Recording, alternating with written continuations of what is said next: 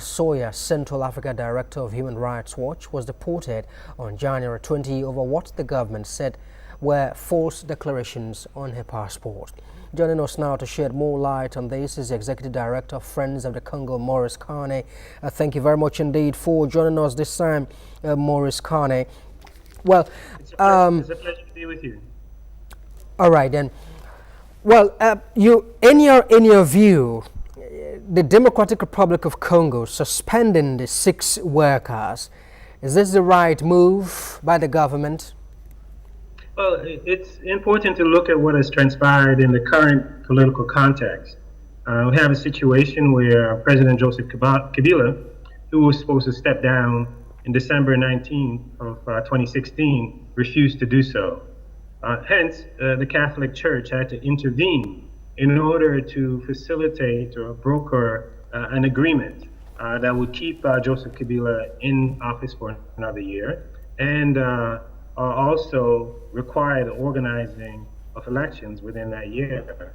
As a part of the brokered deal, which took place on December 31st, 2016, between the opposition and Kabila's majority coalition, the government was supposed to relax the political environment. That is to say, open up media outlets that it had closed, release political prisoners, a host of activities to demonstrate good faith that it was willing to work with the opposition, with the Congolese people, to lighten the political climate, so to speak. Now, within this context, the Human Rights Watch worker, Ida Sawyer, who had been expelled from the country in August of 2016, secured a visa out of Belgium from the Congolese embassy in order to return to the country. What she said, under the understanding, as a result of the efforts to calm the political waters, that one of the things was for her to be able to go back. And when she went back to the Congo, apparently that's not what she encountered. The Director General Manager actually refused her to stay in the country and escorted her from the east of the country in the Goma to the Rwandan border, and annulled the visa that had been given to her in Belgium, and asked her to leave the country. All right. What do you think could have been responsible for supporting the deportation of the rights official by these 6 individuals? Well, the government, right? The political climate has been quite repressive. In 2016, according to the United Nations, 5,119 cases of human rights violations were reported. That's a 30% increase from 2015. 64% of these cases came about at the hands of the state security forces. And there's been up to 480 extrajudicial killings by the state.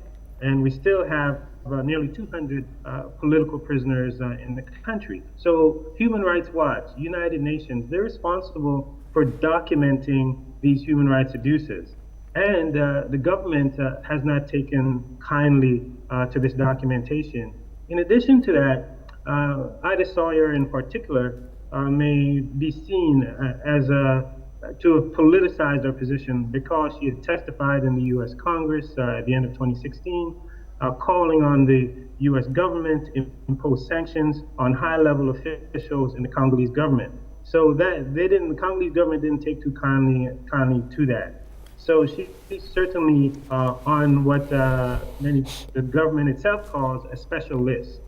So we see the larger picture, however, is that we see a government that's not yet willing to engage in good faith in terms of bringing about a political environment that will facilitate the organizing of elections, a political environment that will facilitate the expression of free speech on part of Congolese, that will facilitate the ability of Congolese to assemble without intervention on the part of the state.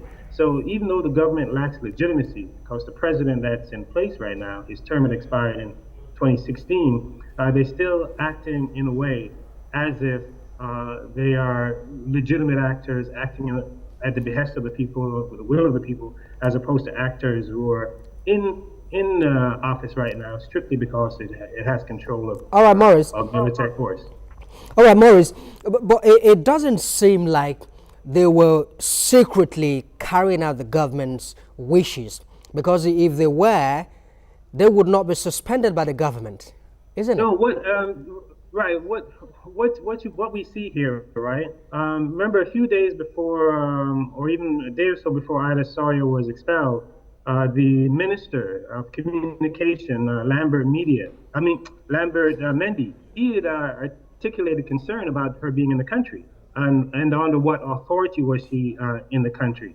So what we see often is when you get a direction from the top about a particular individual, a particular situation, people below, and they carry out those orders, even if whether it's direct or not, in order to please their supervisors or the higher ups, so to speak. All right.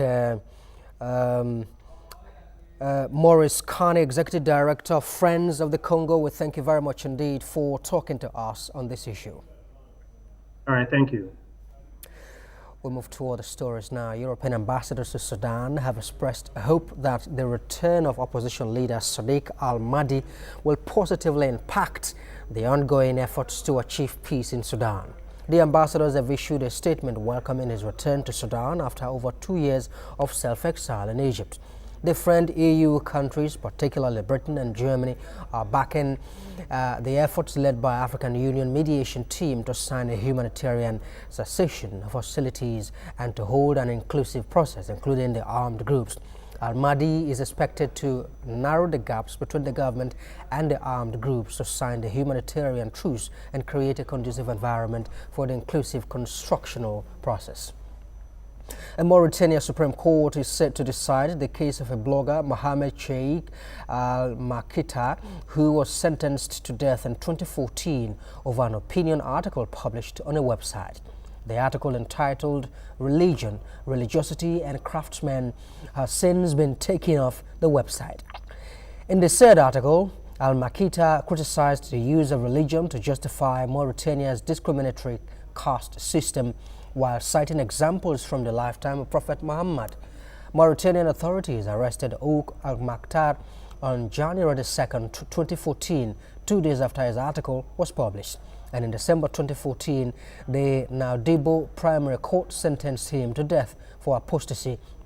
In April 2016, a court of appeal confirmed his sentence and referred his case to the Supreme Court, that has the power to reduce his death penalty to a jail sentence and a fine if the defendant shows a sense of repentance. And the election of the WHO Director General will only take place in May this year. Margaret Chan will hold the position for another few months. Former Ethiopian Foreign Minister Tedros Ghebreyesus is one of 3 candidates up for the top job. In other stories, the African Peer Review Forum was held on Saturday at the African Union Summit in Addis Ababa as part of activities leading up to the election of new officers on Monday. TVC News' Esther Mokbariola reports. 3 African countries, Chad, Djibouti and Senegal, were reviewed by African heads of states at the APR Forum in Addis Ababa. And this peer review mechanism is believed will accelerate economic integration and enable Africa achieve its Agenda 2063 goals. The forum had in attendance African heads of state with one single motive: to review the performance of member states in areas of democracy, political governance and socio-economic development. And that's the news this hour. Many thanks indeed for watching. For further details, visit our website tvcnews.tv. You can still interact with us on all the social media platforms using the handle @TVC Connect. Thanks for watching. I'll see you again. Bye-bye now.